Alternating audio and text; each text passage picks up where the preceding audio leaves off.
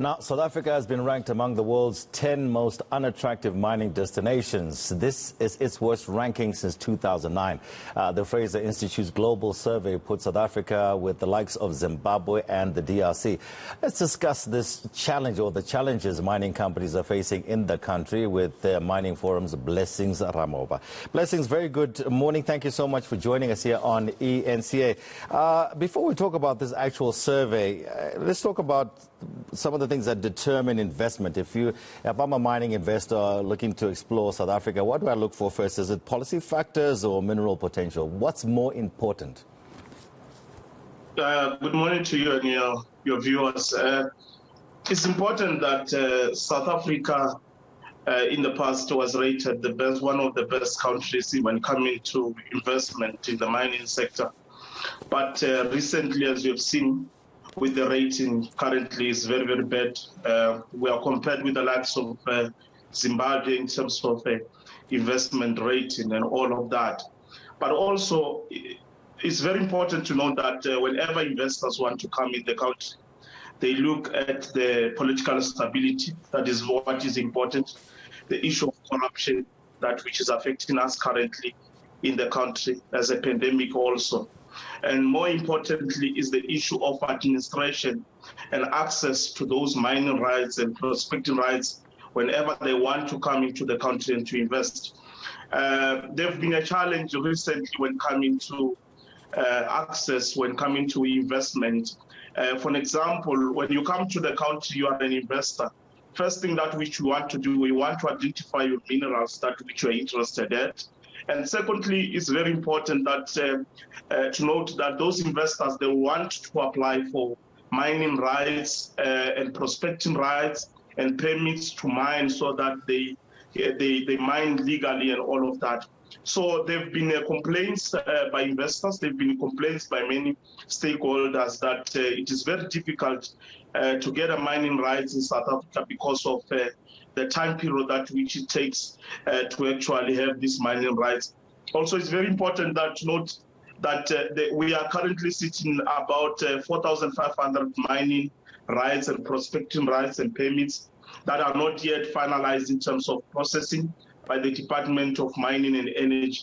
And that, I think, is one of the challenges that which we are facing currently when coming to access to heavy mining rights. Do you know why it takes so long?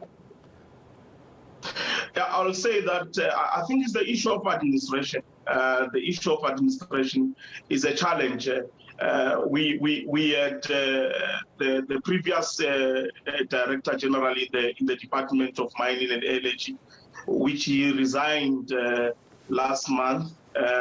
We are now hoping that we will have a new administration which will look into this SAMREC. It's called SAMREC system. The system that which you use to apply for these mining rights. Of course, that means there's a need for overall in terms of looking into this system to say, why is it taking long? And also looking at the difficulties when coming to navigating the system itself. Yeah. But what I can say is that a lot of stakeholders are currently complaining that this system is not functional at all. So I think that the new...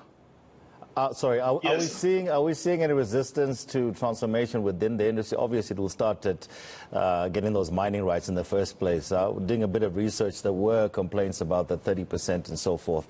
Are we seeing resistance? Is that playing a part as well? Yeah, definitely there is a resistance. It's not an easy thing.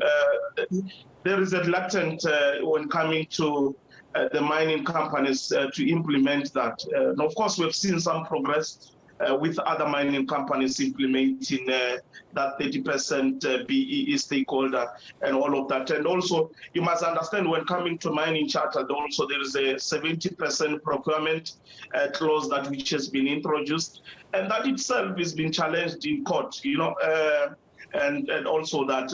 So that itself, when coming to transformation, it's not to say it's not happening. It's happening, but it's very, very slow. The process is very, very slow. There is also unwillingness when coming to mining companies to implement that, which is a challenge also. Yeah. Talk to me about, obviously, infrastructure is one of the key problems. I'm talking about Transnet here and also labor.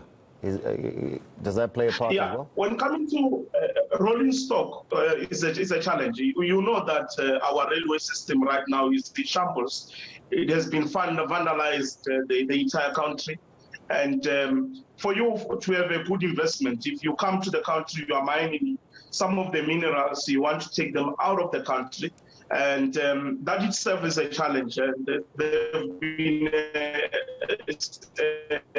engagement with the president in terms of having to fix the railway system and all of that. And that challenge for you to take the logistics systems in terms of becoming very expensive.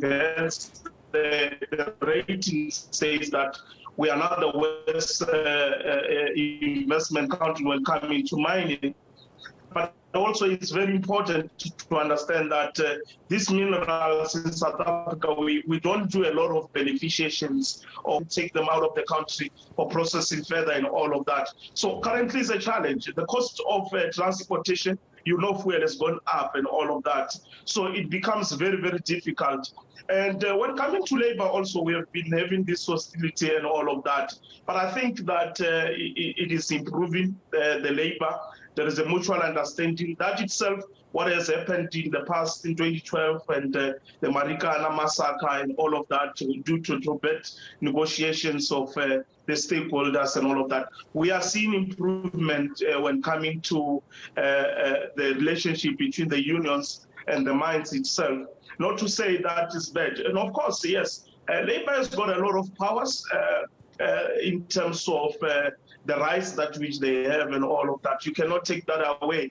But I think with a good engagement with the leadership itself, I think it will work. But I don't think that's the main issue that we are having. The main issue currently that we are having is the issue of infrastructure. We do not have a railway system as we speak. It has been vandalized, it's been stripped and all of that. Secondly, the issue is the issue of access to mining rights or permits and this what you call prospecting rights. That itself, there is a difficulty when coming to accessing these minerals. And you understand that it means that a lot of investors are sitting with their money and they want to start mining, but they do not have the rights and all of that. That's the main challenge here that which we are sitting with. And Blessings, just lastly and quickly, I mean, do investors take reports like this and surveys like this to heart? Do they take it seriously as something that we should really, really be concerned about? Of course, they do. They do look into those things. You can't, in a country where there's no mineral beneficiation infrastructure, the only thing that you'll want to do, you'll want to take your minerals out of the country. Now, how are you going to be taking your minerals without a railway system? Now, you also look at the cost related in terms of that investment, how difficult it is to take out the minerals to the harbor.